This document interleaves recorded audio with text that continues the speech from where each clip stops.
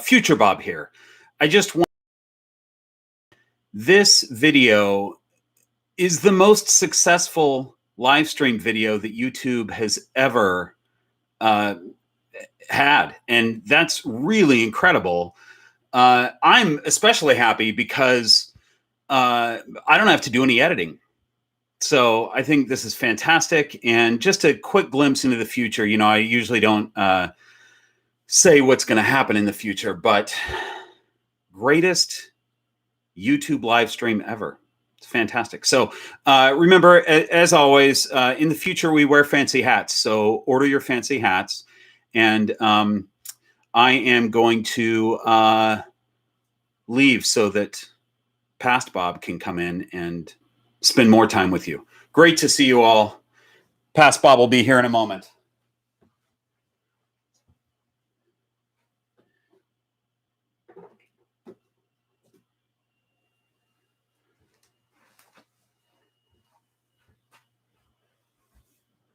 Well, hi, you guys. I brought Freya here. I'm going to look at these comments here in a second, but I'm also going to silence my banjo because it picks up the sounds in the room and rings in my ear. But Freya just shed like probably less than an hour ago, and she looks fantastic. So I just wanted to show her. And she had the most perfect shed. Like usually, at least with my snakes, usually they'll have a perfect shed, but their their head will come off, or a tip of their tail will be there or something. But she had a perfect head to tail shed, and I might keep it. It's 5.5 feet long, and she's not nearly 5.5 feet long. I don't know how long she is, but she's not that long. Anyway, great to see everyone on here. Let's see. Let me just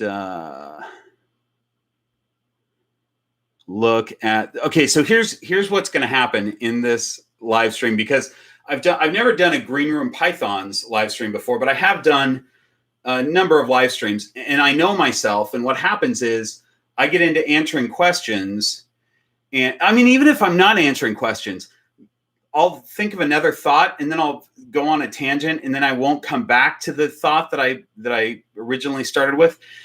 That happens especially when I'm getting questions. So just expect that. And if I start answering your question and then I don't answer it, let me know in the leave me a comment, and we'll get to it. I do want to talk a little bit about snake behavior. I'm going to put Freya back because she is a follicle building mama. I'm actually hoping that this shed was her pre-ovulation shed. She is due to ovulate probably in the next month or so. And so I'm hoping that was her pre-ovulation shed. So let me just see. Hi, everybody. Hi, Ghost Voice. Let's see. Oh, that's Dutchy. Okay, cool. Hang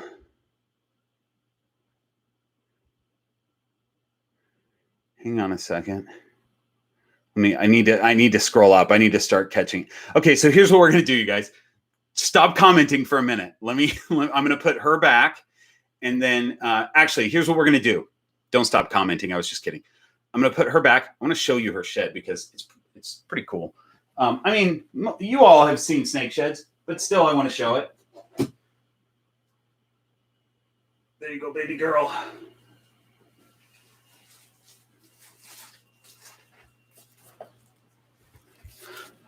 I mean, look at this lovely, delightful. I love how some snakes, their pattern will really show up really well on their shed and others won't. But I always, when my snakes shed, I always check for eye caps on the shed. And there's your 2 little eye caps to make sure that there's no stuck. And then I double check their eyes too. I check them out. But perfect 5.5 foot long shed. It's pretty cool. All right, so that's going back. Freya is heading back into her enclosure. Let me shut that. Okay, and it looks like there's several people in. We're 5 minutes in. We're going to officially start this by playing the theme song since it's live, I can't roll the theme song. I mean, I guess I could if I had special software, but I don't have it. So I'm going to play it.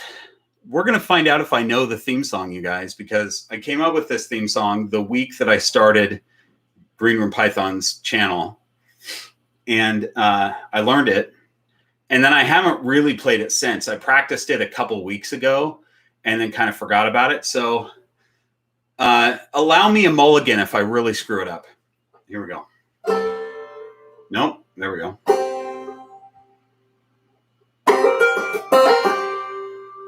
Let's see.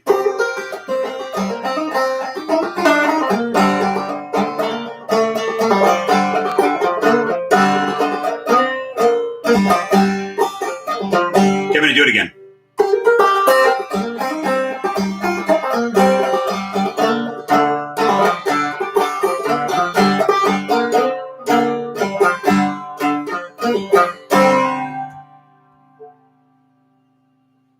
And then the snake goes up the screen. There we go. Okay, now I'm going to look at comments. Okay. And you guys, if I miss your comment, I'm really sorry. So because I'm not going to be able to see all of these, I think, especially if I get talking. As far as more people showing up. So here's, I see that conversation that you guys are talking about, hoping more people show up. I do too, but this is still, even though I hit 1,000 subscribers, which is awesome. Thank you guys so much. This is still a brand new channel. I mean, we're less than 6 months in on this channel, and 1,000 subscribers is awesome, and it's a milestone. But it's still not like it's not enough to have a huge fan base live stream situation, and that's okay. I am really happy with the people that are able to make it. There was a lot of people. I got messages from people saying that they couldn't make it because it was the middle of the night or whatever. I think it's the middle of the night for the ghost voice, actually. And she's still here. But, you know, my point is that, what was my point? Here's a good example of that. I get sidetracked. Is that I'm totally happy with the amount of people that are in right now. I don't know how many, but, you know, it's not a ton. Oh, looks like 20. Oh, there's 20 people in. That's actually really good. I'm totally happy with that. Let's see. Quality's low, huh? Oh, my Wi-Fi is good on my end. Hang on.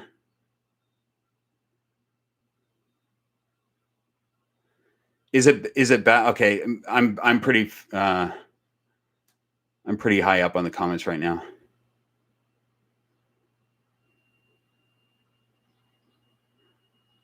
Let's see. Quality has improved. Great. Okay. Great. Good. Sorry that was, I mean, there's nothing you can do about the quality sometimes. All right. Let's see. Okay. So question from Alexander, do you still do stand up? If not, why? One of your bits said you don't have pets. Really? How long have you had snakes? Yes, I do stand up. That's kind of my main thing. And any stand up that you've seen online is probably from well over 10 years ago. I used to tour comedy clubs, and now I still do comedy clubs, but mainly just in LA, and I don't do it very often. I have a very specialized show that I tour festivals with, and I try not to have any of that material on like YouTube or anything like that, because it's a sort of character-based show. And I haven't toured in over a year, but I'm starting to do gigs again, or get gigs again. The festivals are opening, and next month I do my first show. So in like a year. So I'm excited about that. It's going to be cool. So yeah, I do a lot of stand up. I try and stay in LA because I am an actor and a writer as well. And so I do that kind of stuff, and do gigs in between. As far as the pet, I don't know what that bit was. That must be such an old bit that says that I don't have pets. I used to have a bit about having pets, and then they were all crazy. But and how long have you had snakes? I've had reptiles my entire life. I used to be more of a lizard guy. I've had iguanas, and I've had bearded dragons, and I've had chameleons. At one point I had a big giant Meller chameleon that was wild caught. It's the only wild caught animal I've ever had, because I'm not into wild catching an animal and bringing it into the United States. But this was 25 years ago, maybe. I saw these two Meller chameleons in bird cages at a pet store right next to one another, and they were both black, and they were going to die. And the reason they were black is because chameleons don't like each other. They don't want to see each other, and they could see each other all day, and they were so stressed that they were black. So I think, if I remember right, this could be totally wrong because it was so long ago, but I think they were like $300. And I went up to the manager and I said, look, I will give you $100 and I'll save one of these animals, and it will also save your other animal. So he sold it to me for $100, and that chameleon lived for a year, which is pretty good. It was probably this big. Meller chameleons are the largest chameleons. As far as I know, I think that's still true, that they're the largest chameleons. And chameleons just don't last very long. And this one I didn't expect to live very long at all, but he lived a year. So anyway, there's that story. Hang on. Shoot, I just covered that up. Is her girth normal for a female ball python? Yes and no. She is a follicle building female ball python who pounded a lot of food right before she went off food. So she's pretty fat. We as a human race keep ball pythons pretty fat. And if you look at ball pythons in the wild, which I haven't, but I would love to go to West Africa and see some ball pythons in the wild. I mean, I've seen them on a screen, but they're much thinner than we usually keep them. So you typically don't want them to have rolls. You don't want them to be totally round, you want them more like, let me give you an example. I have a covered, you can't see it, but it's this in the corner here. I've got this covered playpen that I have several of my younger snakes in. And I think I have one that's, they're all kind of, the thing is, mine all kind of need to go on a bit of a diet, but here's Evie. And Evie, I don't know if you can see in the camera, but she's also kind of, I'm not going to be able to show you very well. But you see her shape where her spine, there we go, that's better if my finger isn't pushing the rest of her body up. You can see her spine, but you're not seeing a ton of her spine. Like, she's not thin. And she's a growing girl, and she eats everything that I give her. But you want them kind of, it's unfortunate that I don't have a snake that's actually the inspector is in a perfect body condition. And I wish I could show him, but he just ate and he's buried in his vivarium. So I'm going to hang out with Evie here for a little bit. Dan, no kilt. No, I don't have a kilt today. I'm just wearing pants, which is really unfortunate. Kilts are the best, you guys. Points Pythons. Thank you so much. I appreciate that. I think these comments are from a long time ago. I'm sorry. Where's Kent? Kent is not here. He's supposed to be here. But as you might imagine, Kent's a little bit flaky. And so if he shows up, he shows up. But I don't know when that's going to be. So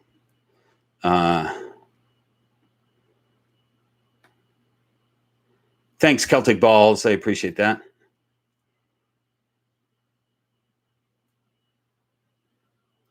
Thanks, Conviction. Did I say that right? I feel like I did. Conviction.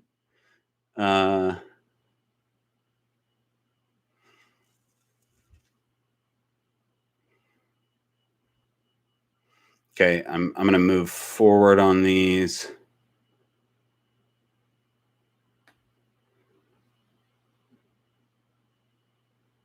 So Alexander just said, yes, definitely old videos, but would love to see the new stuff. So I still do a regular stand-up comedy show at comedy clubs, but because I like to stay in Los Angeles to do TV and film whenever I get the opportunity to do TV and film, and I don't want to be a touring road comic because that's a really depressing life. I did quite a bit of touring a long time ago, and just decided that is not what I want to do. So now what I do is festivals. These are like Renaissance festivals and things like that. I came up with a character that I do this. It's still stand up, but it's in character. So it's not anything that's appropriate for a comedy show. And I juggle flaming battle axes and flaming chainsaw blades and stuff like that. I'm not a good juggler, but I can juggle like I'm not doing tricks or anything. But at these kind of festivals, they want something visual. So you can be really funny on stage, but if you're not also super visual at a middle of the day outdoor festival, the audiences are like, whatever. So I started juggling flaming battle axes. So that's that story. Okay, hang on.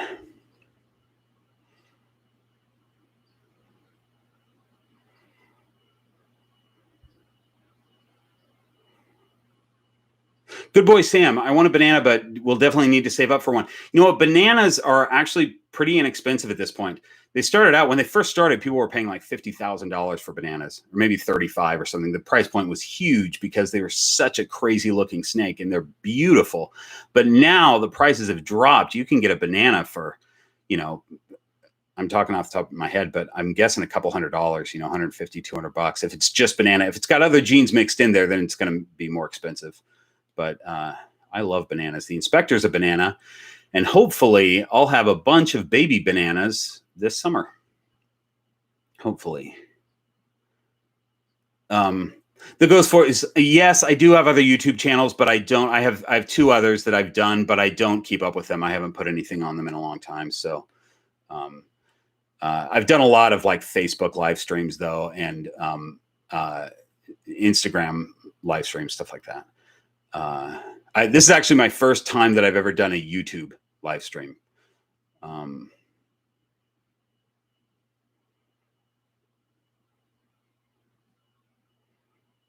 Convicting, just LA or down to San Diego sometimes.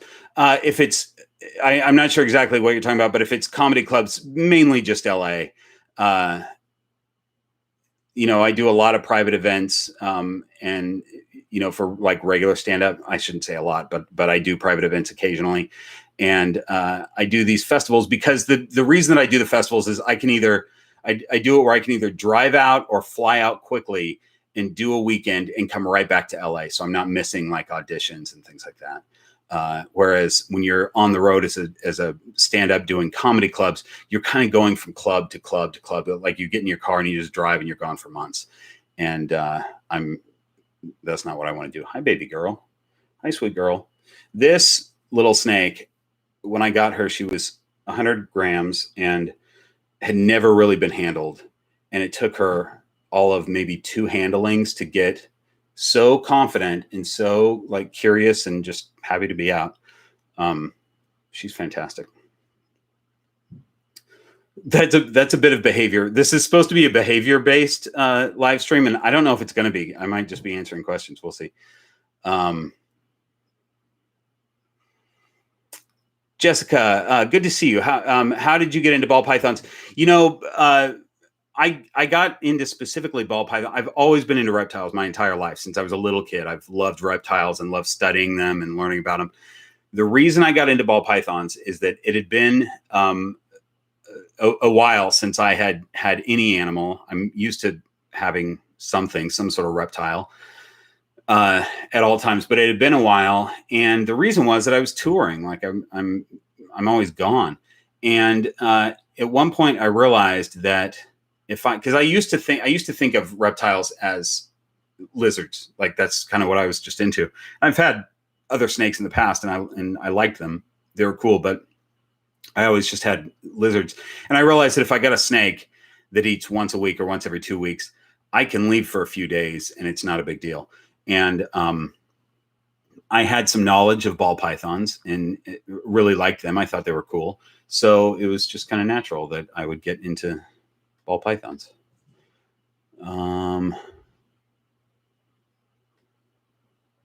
It would be so great if I had like somebody that was reading these comments to me, so I didn't have to like stop the talking to. Let's see. Jeremiah, how old is she?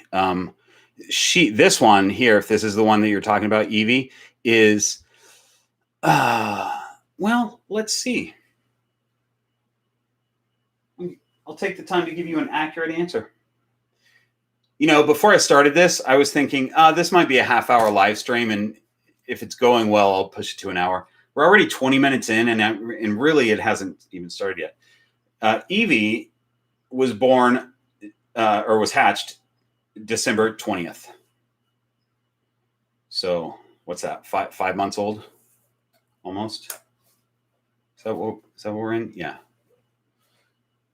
Yeah. So she's about 5 months old, and she's I don't know what her weight is. Okay, I'm putting that up there. I have apps, or I have a app, or I don't even know what it's called, reptile tracking app. But I don't use it because I like handwriting. I'm sure that as my collection grows, I'm sure that I'll stop handwriting in books, but each of my snakes has a book and I handwrite everything in it. So, that's that.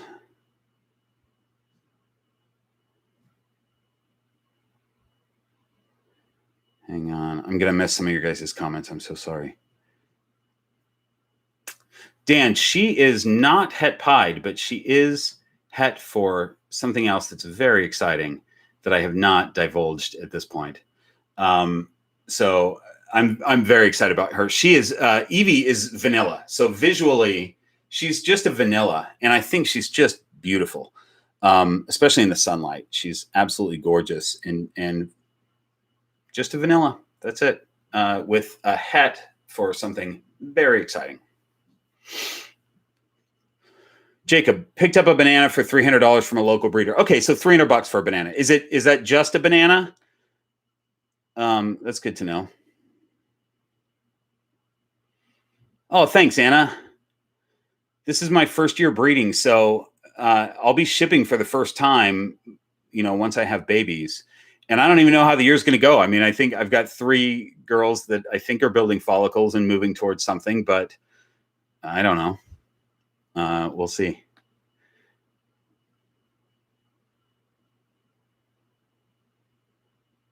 Let's see.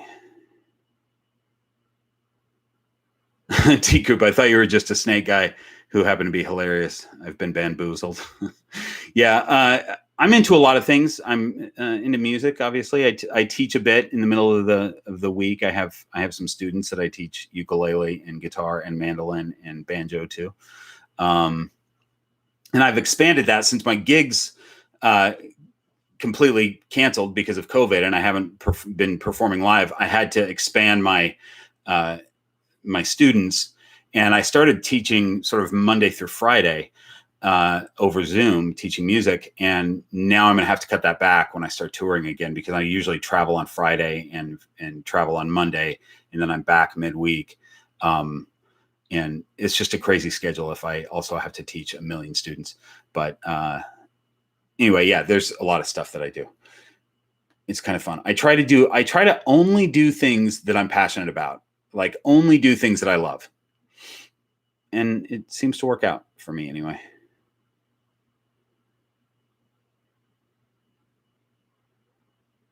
Let's see. The Ghost Floors, racks or vivariums? Both. They're both great, and I use both. And vivariums, you've got to be a little bit more careful and really know what you're doing to get it dialed in right. But once you have it dialed in right, it's the snakes just in a tub. So it's up to you.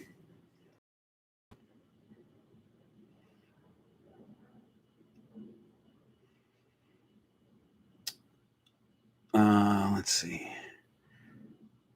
I just want to tell you that your channel is amazing, and you need to say that out loud. Bro, big man, thanks very much. I appreciate that. Snake behavior. I've noticed. Okay, you guys, we're getting on topic. Dan says, snake behavior. I've noticed my new male is super active and all over the place. while my female, blue-eyed leucistic, is happy to just sit on you for an hour. Difference between the genders on average? No, there's not really a difference in the genders. I mean, maybe during breeding season, your male is going to be a little bit more, I don't know, sort of flighty. They might get more aggressive, things like that. But in general, no, you just have personalities of snakes. You know, like this little girl, Evie, is totally happy to sit in my hand like this. No problem. I could grab Molly Malone, and she'll sit for a minute and then she'll look for a place to hide right away. So I don't make her sit here in my hand all the time. I usually let her go hide. You know, it just depends on the snake. My largest snake, Damara, who I'm not going to pull out because she's, I think, very close to an ovulation. She'll sit in my lap and watch a movie with me, or she's probably not watching the movie, but I am, and she's just chilling in my lap.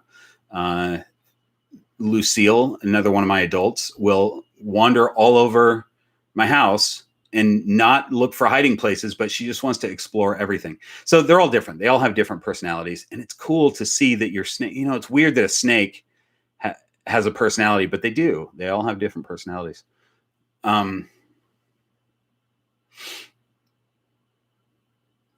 Jessica, do you have a P.O. box? No, but I should.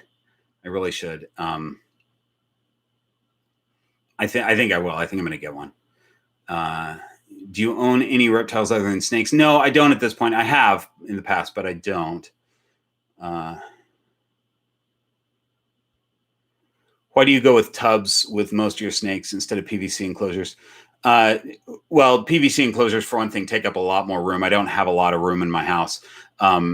But they're also, when you have a breeding colony of snakes or group of snakes, they all do very well in tubs. And this is, people can argue this. This is a big argument online, and I always refuse to argue it with people. But I will have a PVC. I don't have any PVC enclosures right now. I will have one for a. So I'll say this. This is going to be a secret, and I'll keep it a secret. But there's a reason that green room pythons is called green room pythons and not green room ball pythons. So in the fairly near future, there will be another species in here, and that species will be in a tub to begin with, but then a PVC enclosure. So let's see.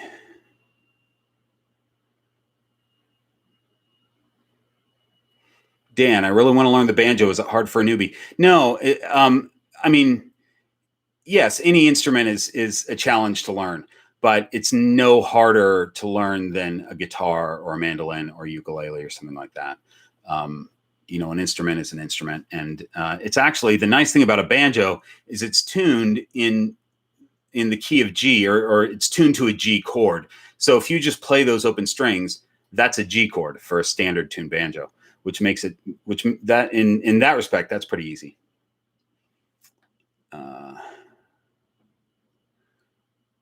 Nathaniel, what is your recommended maximum size, maximum vivarium size? The size of a large house. You can have a vivarium any size, as large as you want. You need to make sure that the snake feels secure. So that's the key. You can have a very large vivarium, but the snake is probably not going to use a lot of it. My bioactive vivarium that the inspector's in, he does use it. If you look at my last video, you'll see some night footage of him cruising all over that vivarium. But oftentimes there are evenings that he's not out at all, and he never uses it during the day. So, you could have a massive vivarium, and as long as they're secure, they're feeling secure, then it's great. That bioactive is more for me than it is for him.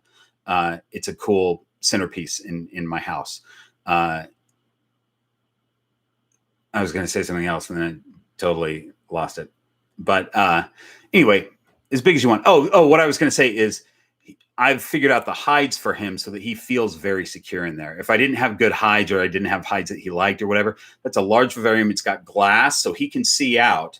And imagine if you're a snake inside a bunch of glass, and when you look out, when we look in, we see a really cool environment, right?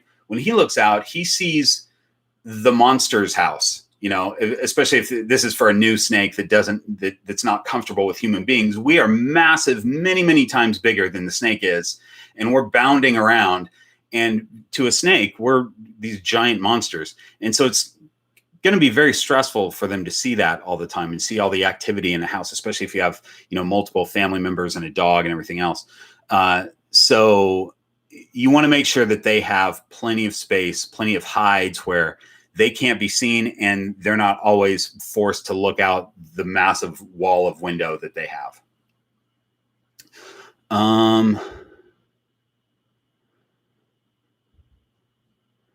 Let's see.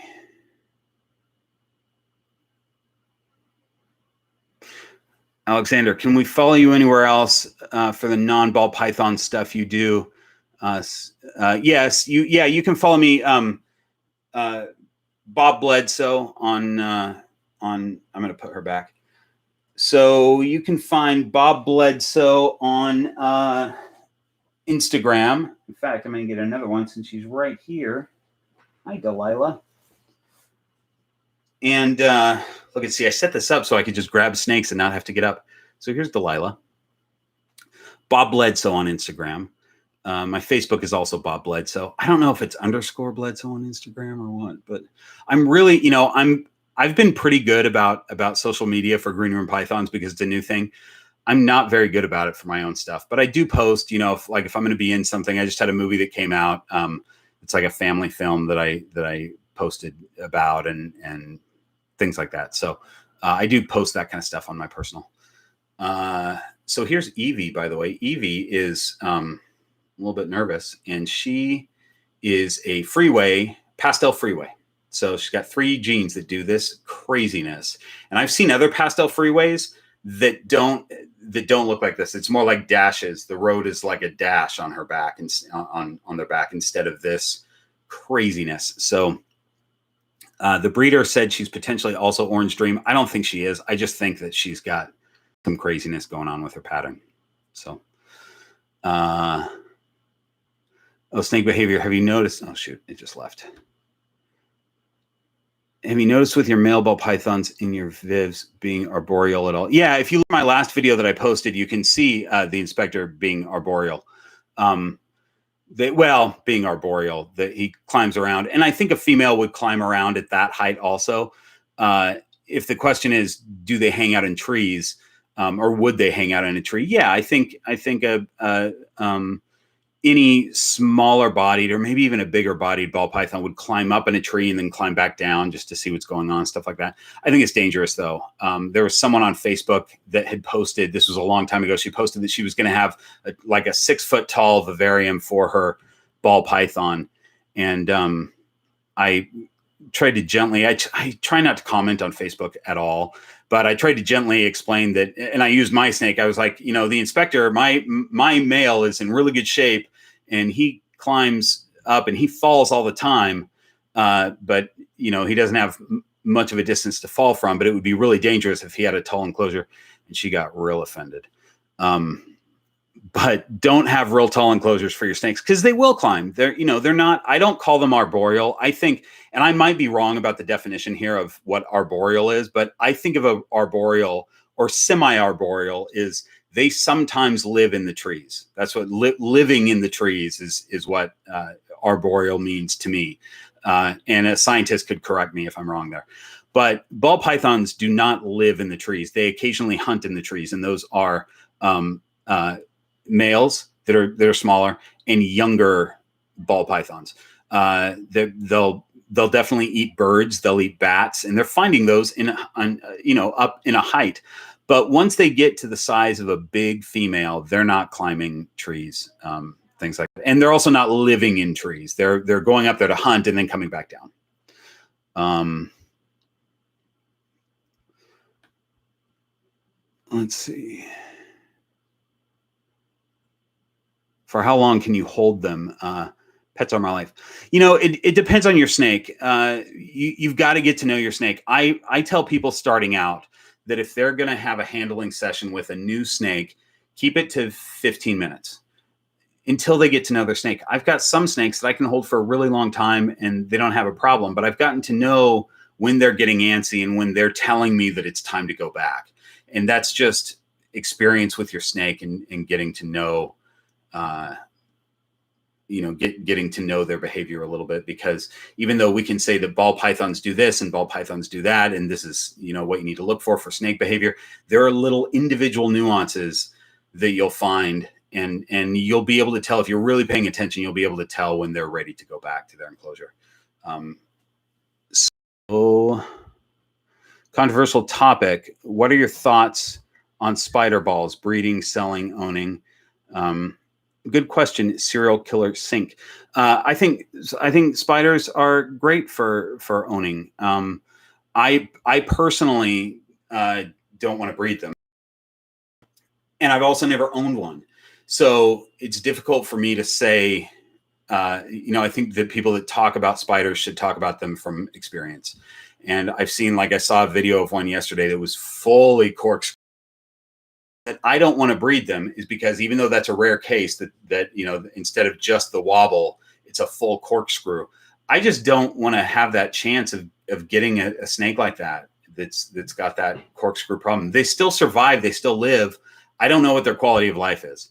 I believe that a snake with a wobble, with just sort of a slight wobble, I think their quality of life is fine. And oh, by the way, that reminds me, because I was going to say they're really good eaters, but I got a question. Somebody sent me a question saying I'm not going to be able to make it to the live stream, but their question was basically, and I'm going to get back to, spiders. I think I answered, but the question was, are there certain morphs that have different character traits, like they tend to eat well, or they're meaner, or whatever? And my answer to that is I don't really think so, but people say that spiders eat really well, and it might be true. I haven't seen it with my collection, and I don't have a big collection. So spiders are supposed to eat really well. Pieds are supposed to not eat very well. I can say that my one pied was on a 5-month fast, so hold true with mine. I don't know if that's true though, that the morph also carries something that would make them. I don't think personality-wise, I don't think that I've heard anything where one type is really mean. I mean, there are retics. There are genes in retics that they say that a pied retic is really defensive. I don't know. I don't know about in ball pythons. Miss Grimm. Hi, Miss Grimm. What plants are in your bioactive? The only thing I can tell you is I've got mother-in-law's tongue in there, and I have pothos in there, and they do really well. I have Swiss cheese vine in there. I didn't think I was going to be able to name plants. And then I have some others that I can't name. But when I planted my bioactive, I've had a lot of plants in there, including this vine right there. But I realized it wasn't strong enough to survive the inspector, so I pulled it. Whenever I get a plant for the vivarium, I always look up and make sure it's safe for snakes. And so you want one with solid, strong leaves. I love this little vine right here. It's awesome. It's probably my favorite plant. I have a lot of plants in my house, but the leaves are thin, and it's just not strong enough. It wouldn't survive.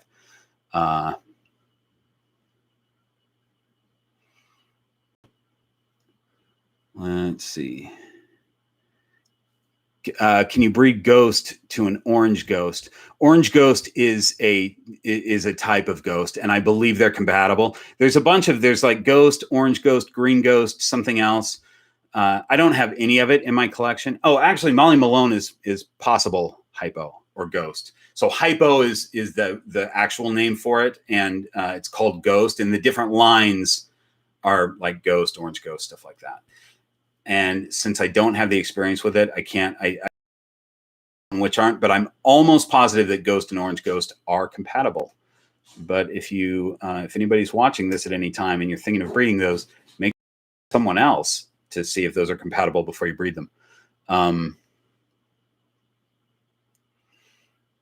Let's see.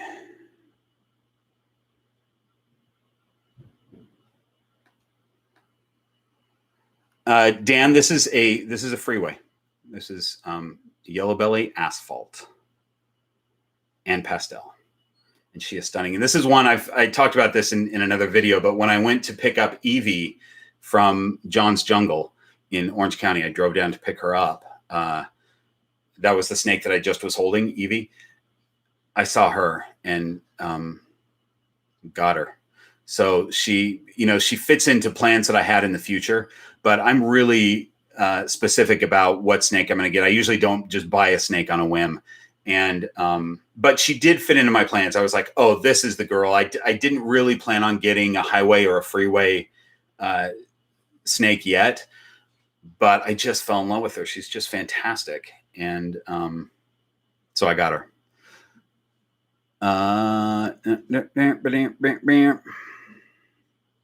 Celtic Balls says, yes, those two ghosts are compatible. I was right, you guys.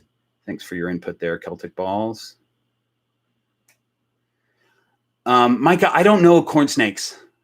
I've never had a corn snake and have no idea. I always thought that they were terrestrial snakes, but maybe they're semi-arboreal. Somebody else can probably answer that.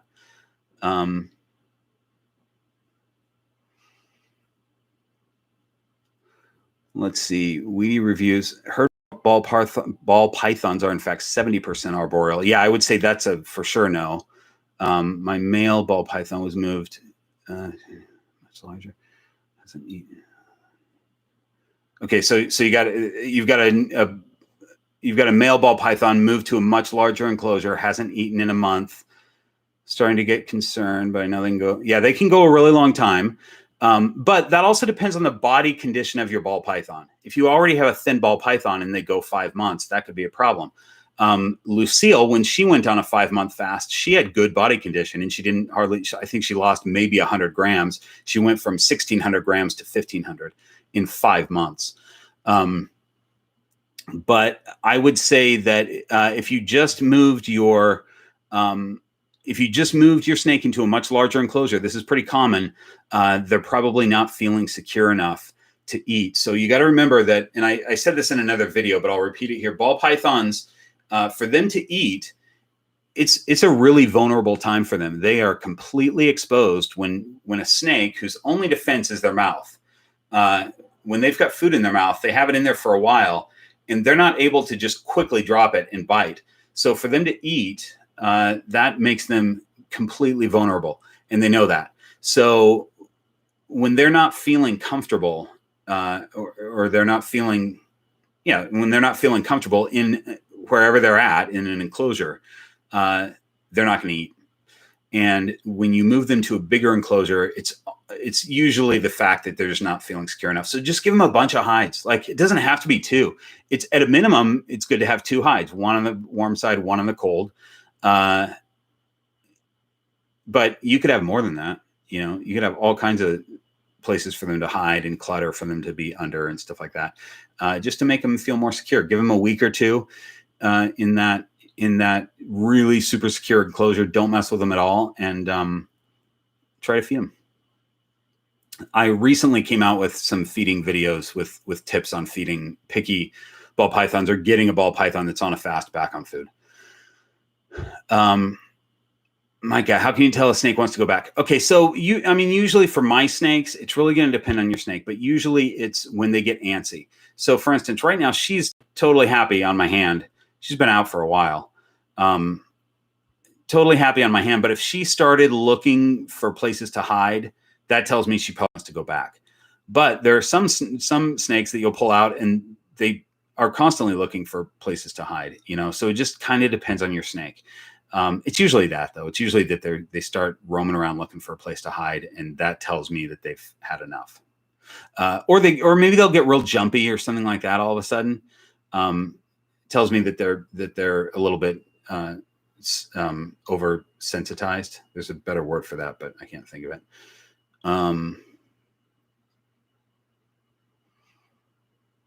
Oh, that's cool. Celtic Balls, you've got a het orange ghost and het hypo that you're going to breed together. Molly Malone, in fact, let me grab her since. So Molly Malone is a beautiful ultramel, 100% het pied, and she's 66% pos het orange ghost. So let me see if I can find her. Oh, there she is. Oh my gosh, so cute. These two were curled up together. I'm just going to pull them both out. I've got a whole situation there, you guys.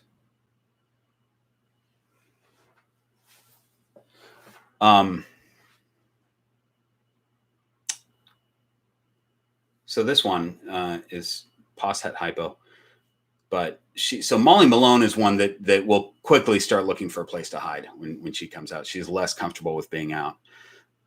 So we'll see how long she sits in my hand. Let's see.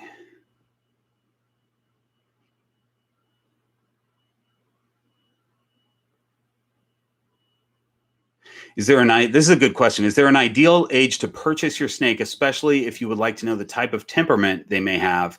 Any drawbacks to buying older snakes? So there's a lot of stuff there to think about. Buying a hatchling is cool because you get to raise it up, but hatchlings are also not as hardy as an older snake. And this question really depends on, though, whether you're buying from a breeder or not. If you're buying from a breeder, even if it's a year-old snake, if they're a big breeder, they don't know that snake really. They know if it eats all the time, but they don't know how it is with handling and stuff like that because they're not always handling their snakes. For me, I'm a very small breeder, so I will know. I will handle. If I have 25 hatchlings, they'll get handled on a pretty regular basis, and so I'll be able to tell. But most breeders can't tell you what the personality of the snake is. If you buy it from an individual, obviously, then you can hear what they have to say. Whether they tell you the truth or not is a different story. But I don't think there's a disadvantage. Buying breeders is a whole different story, but we're talking about pets. I don't think there's a disadvantage to buying an adult, and I think it's great if you can find an adult at a rescue or a sub-adult at a rescue. That's fantastic. Make sure that you schedule a vet visit. Make that just part of the cost of getting the snake, is that you're going to pay $100 to have a vet look it over and do what it needs to do, because you really don't know where that snake has been. But those are great. There's a lot of especially normals that need rescuing. So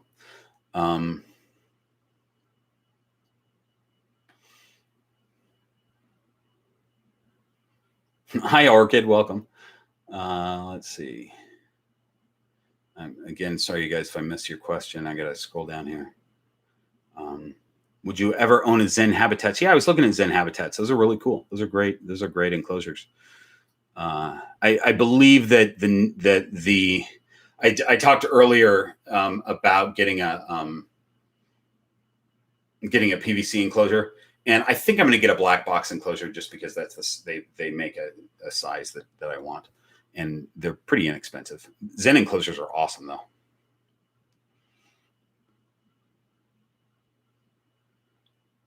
Oh, Daniel, that's a great question. What questions would you ask a breeder on Morph Market when you're looking to buy a snake? So ask them about temperament if that's a thing that you want to know about. Like I said, you may not be able to get a great answer, but maybe you would. Especially if you're buying an older snake, you can get a better answer on temperament. Definitely ask what they're eating. If they're eating something you're not willing to feed, that could be a problem. Ask them how often they're eating. Yeah, pretty much. What size enclosure they're in. What the big thing is, you want to put them, when they come to you, you want to put them in an enclosure that's as close to what they came from as you can, if you can. And you definitely want to feed them exactly what they were being fed before. So I've talked about this in other videos. I feed frozen thawed, but if I get a snake in that's always eaten live, my plan is to feed them at least their first meal a live rodent, even though I don't like to do that. But I want that snake to feel comfortable. I want them in an enclosure that's close to what they came from. I want them eating food that they're used to eating. And after they take that live, I'll determine whether their next meal should be alive or whether I can start offering frozen thawed. And I usually have pretty good luck right away switching them to a frozen thawed meal. So, ask about the food, ask about the enclosure, ask about the temperament if that's important to you.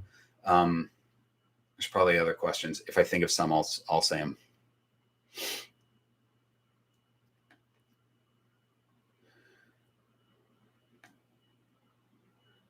Okay, let's see.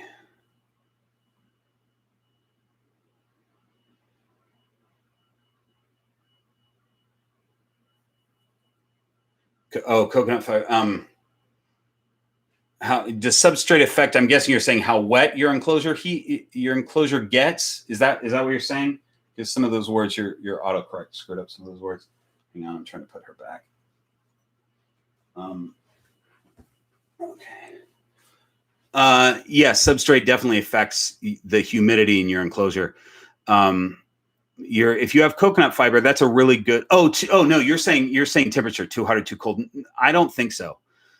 I don't think that substrate affects the temperature. That's going to be more your heat elements and the ambient temperature in your house.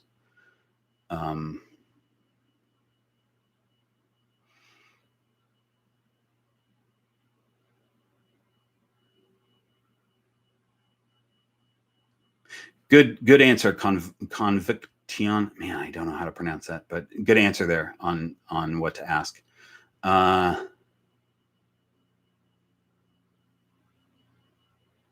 How much time per week do I spend caring for my snakes? I spend a lot of time with my snakes, but I don't have to. It's that I'm here a lot, and I got to silence this banjo. It's just picking up sound vibrations in the room and ringing behind my head there. So how long do I have to spend? Okay, so I change their water every couple days. So I'm scheduled to change their water every 3 days. But if I spot clean or do anything, I change their water in between that. But let's say that I'm changing all their waters every 3 days. I have 9 snakes, and that takes me about 20 minutes or less to change their waters. Spot cleaning takes probably less than 2 minutes. And, ball pythons poop anywhere from once every, week and a half to once every 6 weeks or longer. So that's a little 2-minute clean. The one thing that takes time is every 6 weeks, I do a full enclosure clean out. We're not talking about the bioactive. That's different. I'm talking about the tubs. Those get full clean outs. And that takes a couple hours because I'm pulling everything out, cleaning everything. The bigger breeders, when you see them open their tubs, that's paper and a water dish and sometimes a hide. I have hides, water dishes, fake plants, wooden pieces, all kinds of enrichment items for them. So all those pieces have to get cleaned too, and that takes a while. And then as far as having them come out of their enclosures, that I guess takes a little bit of time, but I don't think of it because I do other things. What I do with my adult females is I'll open a tub, and if they want to come out, they can come out. And if they go back and hide, then I know that they don't want to come out. I close the enclosure and open the next one. But in the instances when they do want to come out on their own, I'll just follow them around, either with my eyes or literally follow them around the room as they explore, and then put them back when I think they want to go back. That takes a little bit of time. That's not something that most people do, though, and I don't think it's a requirement. It's just some enrichment. Oh, Seth, congratulations on your new banana. That's great. I'm glad that you're enjoying the channel. That's fantastic. Yeah, Jacob, Green Room Pythons t-shirt. Look at that. So these, I don't want to say that these will be available soon because I don't have that ball rolling yet, but I need to. It even has a back. It's got, you see that? Green Room Python's back. I have one of these. And they're expensive, man. These are expensive to make, unless I was going to order like 500, and I don't want to order 500. Speaking of which, like sticker packs, these stickers, you guys, let's talk about sticker packs for a second. These are really expensive. So my sticker packs, a lot of you guys know this, that you can look you can go on Venmo or PayPal and just donate something to the channel, and I'll send you a sticker pack that includes these 2 stickers, this baby sticker, which is from the banana ball python video that I drew this stupid little thing, and everybody wanted a sticker of it, so I made them into stickers. And I have a bunch of those left. I have 2 of these left. And as I mentioned before in another video, I'm not reordering these. So these are currently going in the sticker packs, but only the next 2. And then I always add, I do this not to make money, but because I like to have a personal connection with people that are watching the channel. So I send a little card and I write a little personal note on there. And so what I've said is it costs me about $5 in materials, in postage and things like that to send these out. So if you donate at least $5 to the channel and give me your address, I'll send you a sticker pack. But my entire point of mentioning this is, like the t-shirts, you know, I could spend $500 and get a massive stack of these stickers, and they're a little bit cheaper, but I'm not going to buy $500 worth of stickers. So it's, you know, all these things are expensive. Is all I'm trying to say. Yeah. So t-shirts at some point, there will be t-shirts, just not, I haven't looked into it yet enough.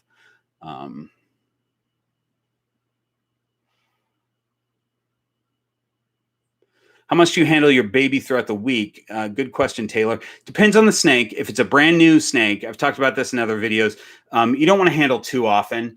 You know, every other day or something like that for 15 minutes, especially if they're really shy. But if they come out of their shell and they're not so shy, you can pretty much handle them each day if you're not, you know, as long as it's not 48 hours after they've eaten, you know. By the way, on that subject, people say don't handle 24 hours before they eat or 48 to 72 hours after they eat. I've never been that strict with my snakes. I don't have any snakes that are so stressed out that that if I handle them, they won't eat. That, like, if I handle them that day, they won't eat that evening.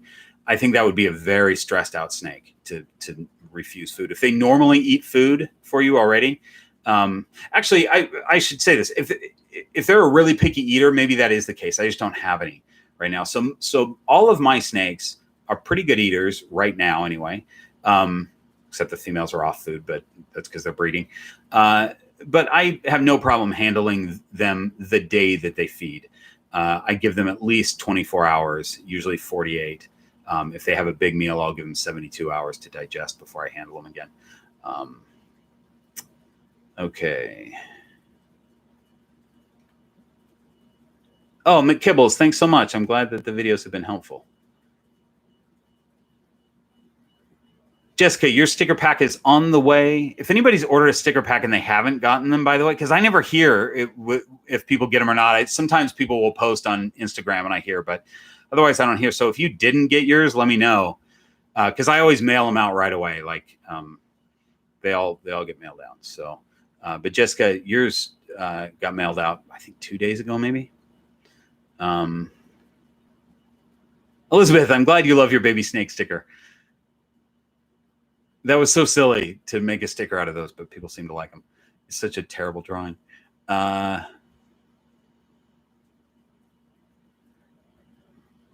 thanks, guys. Thanks for the t-shirt support. I appreciate that. Points Pythons, are you into Exantic? If so, which one do you prefer?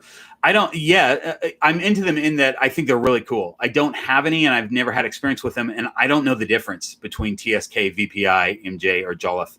I always think of TSK because that's the most common, but I would never be able to like look at one and tell you which line they're from because I just don't know them enough. But Exantic is really cool. I just have a very small collection, and I'm in a lot of projects with my collection already, and I can't, like, I would love to have an Exantic, but I don't have a big enough collection to have a million projects like that.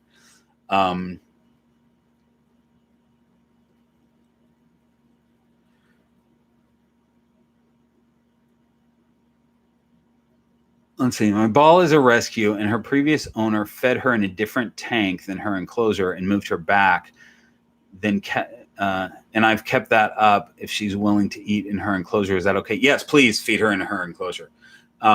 It's kind of dangerous for the snake to be fed in a separate enclosure and then moved. And people that do it, they say, "Oh, I've done it for years and it's fine. It's not a problem."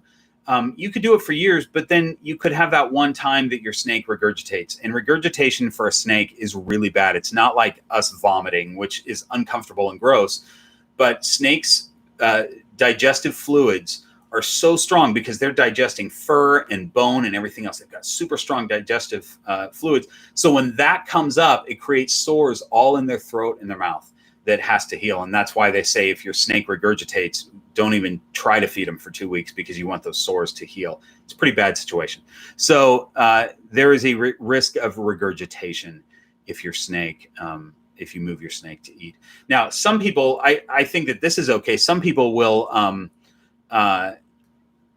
have a snake, like let's say like me, I don't like my snakes eating their substrate. So I'll flip a hide upside down, let the snake strike the, I'm holding a frozen thawed rat with tongs, let the snake strike and wrap on that. And then while still holding the snake, I'll put them into their hide. I could also do that, not on the big ones, but on the little ones. I could put a little tiny tub inside their enclosure and put them in that tub. And that would be fine to do. That's not a problem because then all you're doing, you're not picking them up and putting them back in their enclosure. You're just taking the tub and sort of tipping it sideways, letting them slither into their warm hide, and they're good to go.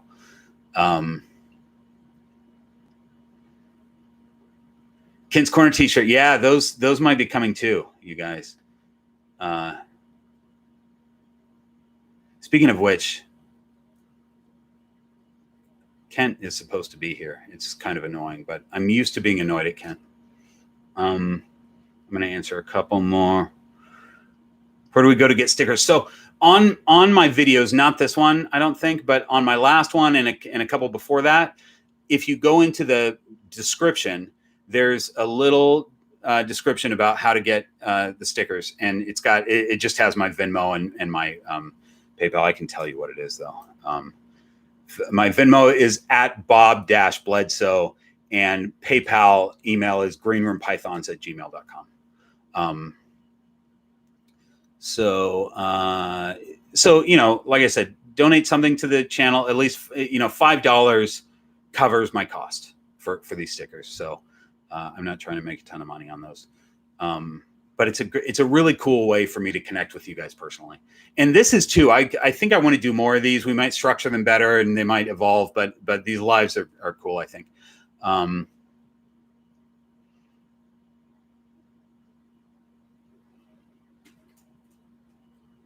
Let's see, hang on. Are there any morphs you suggest to avoid for a first ball python? No, I think they're all great. Again, I talked about this before. I don't think that there's any behavioral problems for ball pythons. You just get what you want.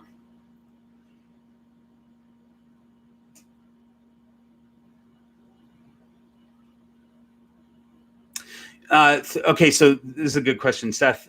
Notice that my 2 hygrometers read different humidity levels on either side of the tank. Depends on how big your tank is. You're saying, is this normal or are they faulty? They're Thermopro Duo Pack. I don't know Thermopro, but some hygrometers are faulty, but you also could easily have different humidity levels. You could have one hygrometer sitting over your water dish, and that's going to register a higher humidity level than the one on the other side of the tank, especially if you have a long enclosure. You could definitely have two different ones. Oh, you're saying significantly different, 20%. Yeah, maybe you have a faulty one. Come in. Kent, come in. Use your key. My door's locked, you guys. He didn't bring his key. Hang on. Dude, bring your key. I'm in the middle of a live stream here. Come in. How many keys do I have to make for you? That's ridiculous. I'm in the middle of a live stream. Do you want to talk to the people? On your computer, you're in the live stream?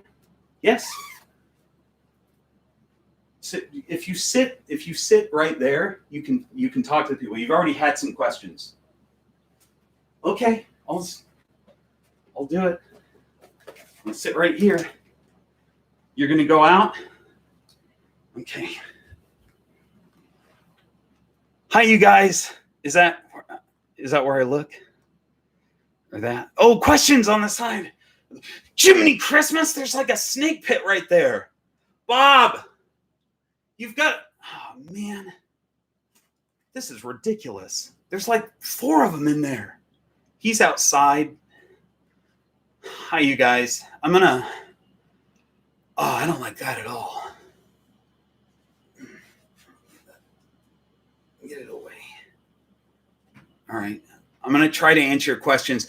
If you see any ball pythons leaping out of here onto me, just dial 911. I have 911 on speed dial, but they could restrict my arms and fingers so I can't dial. Okay, hi everybody.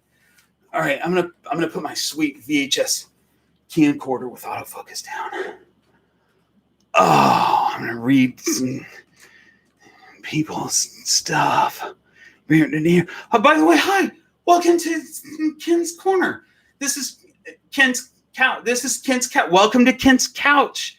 I'm Kent, the host of the newest segment called Kent's Couch, where I answer questions from viewers about things.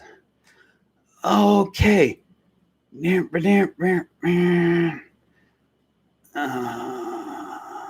Hi, everybody. People are saying hi, Kent. What's up?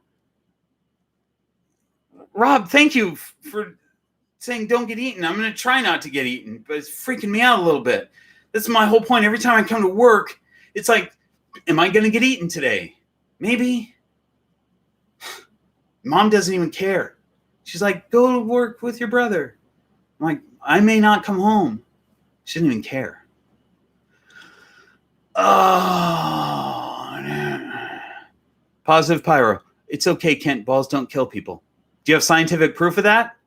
Nobody can provide scientific proof that balls don't kill people. So, and have you seen their bitey end? Their mouths? They can...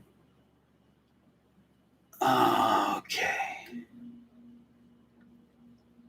I don't know why you all are getting snakes. What are you doing? Will Kent have a theme song? I might do a theme song. I have to think of a theme song. That's a good question. I should have a whole theme. Kent's Corner is huge, you guys. It's gotten massive. Thanks for all your support, by the way. Bob's always bothered saying that I'm not giving good information, but I think I'm getting great information, and you guys are loving it. So I think it's fantastic information. Stop buying snakes. You know that they're just sizing you up to eat you, by the way. I don't know why. All right. Positive pyro. I did see the body armor post on Instagram. I think that if you're going to have a ball python, you should have body armor. You should have some sort of full protection from snakes. Hang on. Long though. He's outside. I don't know what he's doing. He's probably hanging out with his car. He's got a white Prius, so obviously it's a head turner, and he likes to stand up by his car, sort of leaned against it with his arms crossed so the neighbors can see. That's probably what he's doing right now. Okay, let's see. It's Sandy. Oh my gosh, that's such a great idea. It's Kent's Corner with double K's. That's what it is. I've never spelled it out before. It's Kent's Corner with 2 K's. It might be Kent's Corner with 2 C's. Oh, that would be Sense Corner. That wouldn't work at all. I like the K's. Yeah, it's double K's. Celtic Balls. It went viral. It sure did go viral. That's a viral segment. Everybody's clicking on those videos and they're scrolling right to Kent's Corner and then they're clicking right out. Viral segment. Positive pyro. There's not record of anyone ever being killed by a ball python.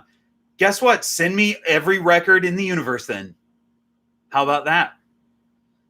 You can't prove it. I watched anaconda videos. I would never watch an anaconda video. With my albino hide, had to change it so she didn't get any ideas. Smart move. Smart move. Don't let your snakes watch videos of even more vicious killers. Hi, silent movie chick.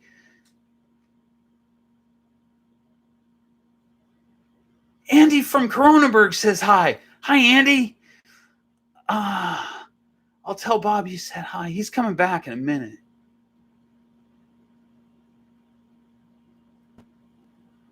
How many rats should I feed my snake to ensure he is too full to eat me? That's a fantastic question. I wouldn't even feed your ball python rats because you never know when they're filled up. Feed them a deer. Get a deer. Don't drop it in the middle of your living room. Let the snake out. Leave for like a day. When you come back, that snake, if its body is, he's probably not going to eat you, but he still could injure you. Fantastic question. Fantastic answer. Let's see.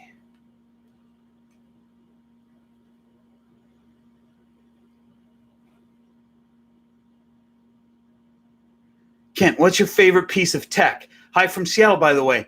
Hi, Ayana. I used to live in Seattle. My favorite piece of tech, I think most of you know, is this sweet RCA VHS camcorder. It comes complete with autofocus. I bought it from Radio Shack in 1988. I took a class at community college, learned how to use it, and it's been with me ever since. It's my sweet baby. I've put a VHS cassette in there, record away, get some nice footage. Favorite piece of tech? Great question. Let's see.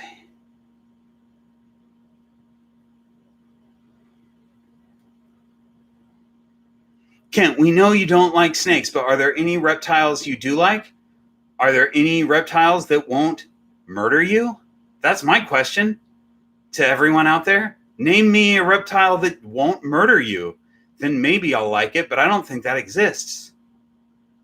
So Bob wants to come back in. I locked him out. I locked the door behind because I was locked out. He always locks the door. All right. Oh, thanks, Dan. Awesome cameraman. Thank you. I appreciate that. All right. Bye, you guys. Thanks for watching Kent's Corner and supporting me in my endeavors. And stop buying snakes. I don't know what you're doing. Okay, I got to run.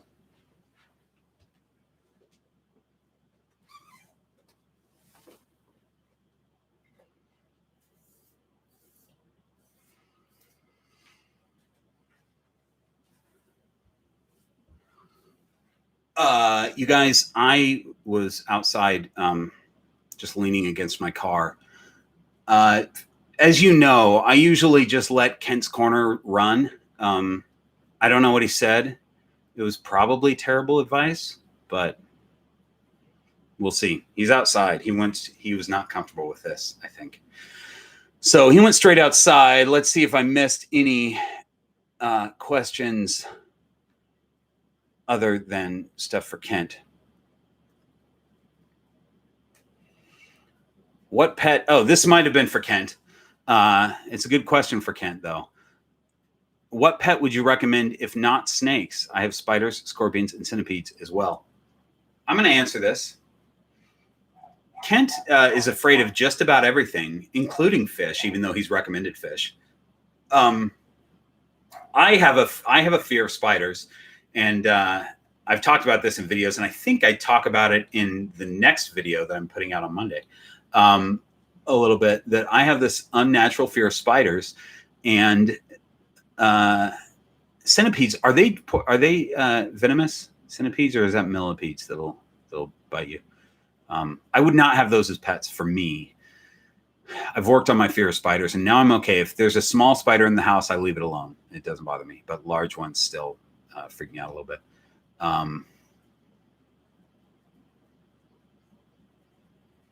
My daughter says hi.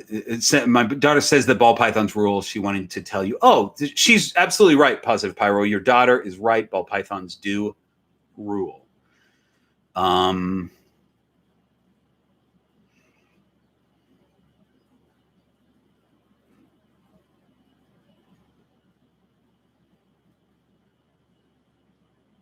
I'm just running through. Pets are my life. Yes, Kent did give horrible fish info. There was a bit of a backlash from a few people on the horrible fish info that Kent gave. What he said in a recent video was that he was starting, I think he said he was starting green room fish, and this was his how to prepare for a fish. He said, get a bowl and buy a fish. Those were his 2 steps. I hope that everyone knows that Kent knows nothing about what he's talking about. And you, of course, should never put a fish in a bowl, even though that's how it used to be done. It's not a good idea. It's not good for the fish at all. I've kept fish before, and I really like them. I don't have any right now, though. And I've never kept them in bowls. Millipedes are safe. Centipedes are venomous. Yeah, that's what I thought. They're really cool, though.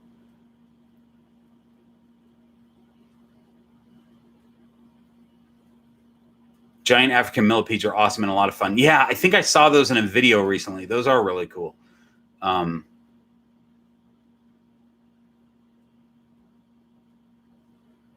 Coyote Peterson voluntarily got bitten by a centipede. No, thank you. I don't know who that is.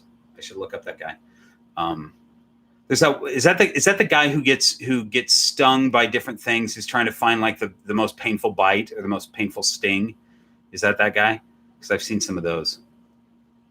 I'm with you on the spider thing. Yeah, spiders. I know that spiders aren't bad, and I logically sat down and thought about it once. Why am I afraid of spiders? And this was years ago. I thought, am I afraid that they're going to bite me? And I wasn't. Am I afraid that they're venomous and they're going to do something? And that wasn't it. The fear was when I thought about them crawling on me. That was the fear. And so I realized this is just an ingrained fear that I have, and who cares if they crawl on me? But this, I didn't want to happen. And so once I realized that, I was able to sort of back out of that fear a little bit. So I'm not as scared as I used to be. But sometimes we have really irrational fears. Next week's video, you guys, this is a little secret for you. Checking on my snakes who are moving boxes around. I'm gonna let me tell you my secret. Next week's video is introducing a snake to someone who's afraid of snakes. So it's basically helping somebody get over their fear of snakes. I think it's going to be really good. I haven't filmed it yet. We're shooting tomorrow, but so a lot of this fear stuff we're talking about.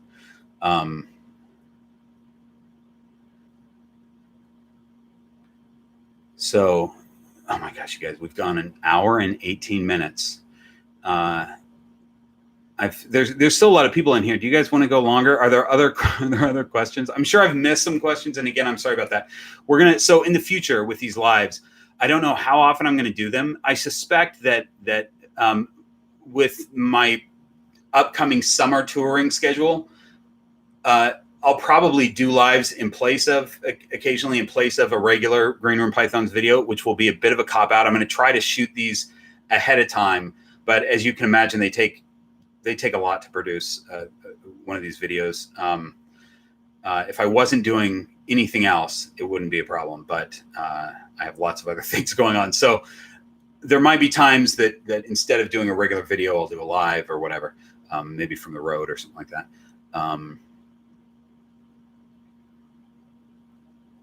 Oh, good. Positive Pyro, your son's gotten past his fear of snakes.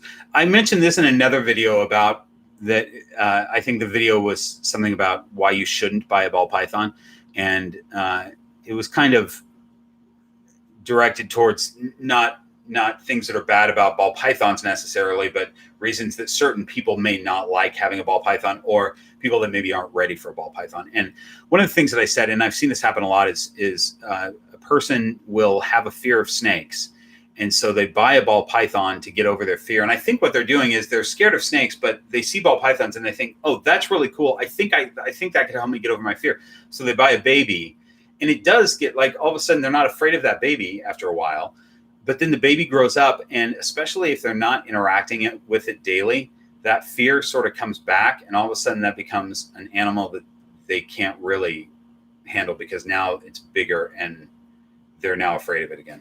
So that's something to be careful of. But I've also seen it work really well. Like in this case, Positive Pyro. I'm guessing this is your snake, not your son's anyway. but it's gotten your son past his fear of snakes. That's great.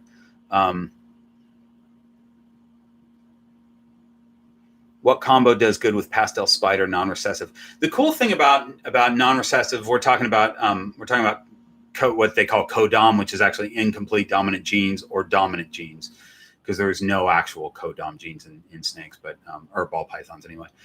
But the cool thing about dominant and incomplete dominant genes is that you can kind of just look at them all and see what you really like and mix that into other stuff that you really like.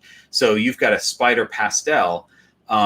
If you like, now I can't think of one thing. Well, let's talk about banana, because banana is so visually dominant. If you like banana, that would look really cool in spider and pastel. So you just pick something that you like. It's not what goes good or doesn't go good. There are some that, like, you wouldn't want to breed spider to spider because that's a lethal combo. There are combos that don't do well because they cause problems and they're lethal combos. So you want to do plenty of research to make sure that the pairing that you plan isn't going to cause a problem. But otherwise, as far as if we're just talking about looks, and this is such a boring answer and everybody says it, but it's true. It's you figure out what you like the best and plug that into your snakes, and they usually work really well, and you get surprising combos. I have Freya, I got her. Freya is a calico. That's the first snake that was on this video, the big girl that I had when I first started this video. She's a calico orange dream extreme gene. But I got her because she's calico, and I love the calico gene, and I wanted to plug that into my banana. We're gonna end this shortly, you guys. This has gone way over, but I want to answer another couple questions.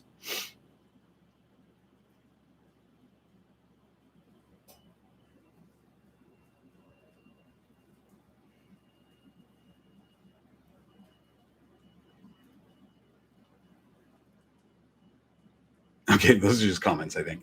All right, so you guys, man, an hour 22. That's not good. I gotta make these shorter. You guys, I struggle so much with making short videos. It doesn't happen with me, and I apologize if my videos get too long. But anyway, thank you so much for your support.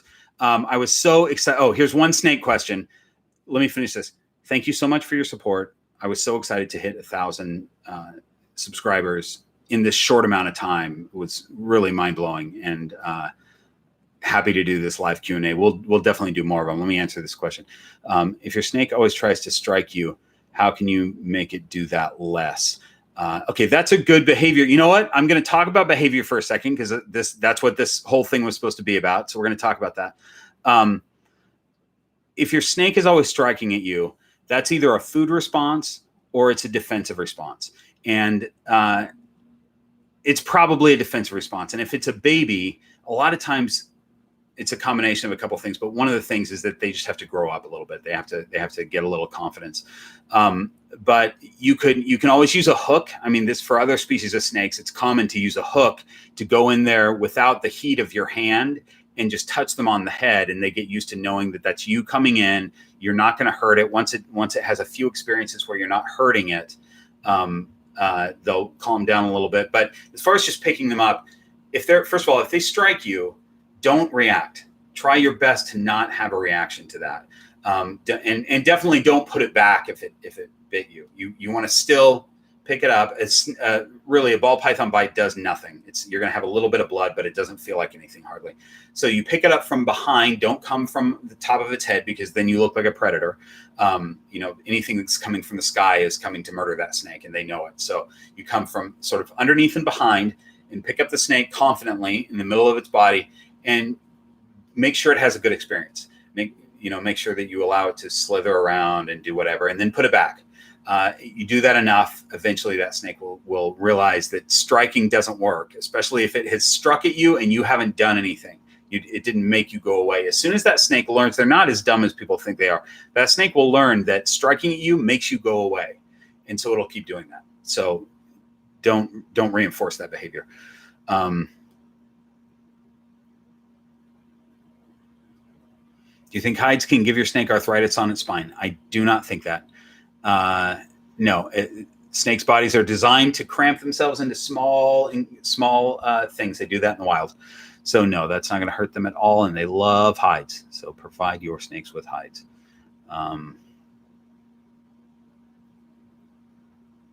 Thanks, Dan. That's really nice. Yeah, hopefully there are a lot of subs. But you know what? Look, 1,000 people watch. If this stays at 1,000 people watching, that's a lot of people, or subscribed. That's a lot of people. I think it'll grow, but I'm totally happy with the amount of people that I'm reaching. This was never intended to be like a big massive thing. I didn't think it would be a big massive thing. It was something that I wanted to document like my breeding process for this year, and really I haven't done much of that because there's not a lot of stuff happening other than they are locking. But it was kind of for me to just document this process and to do something on YouTube, which I've been wanting to do another thing on YouTube, and I couldn't figure out what it was going to be. But this is a specific enough subject that it works, and you know, mixing a little bit of comedy and stuff like that, I think it's fun. So this is the last thing. Yeah, some snakes, you know, as much as you handle them, they're just going to be skittish because they do that. Anyway, okay, you guys, we're going to end before it gets to an hour and a half. Thank you so much for joining me. You guys are fantastic. We'll do this again. Next video is coming out on Monday. So look for that, and I will see you guys soon. You all are awesome. Thanks so much.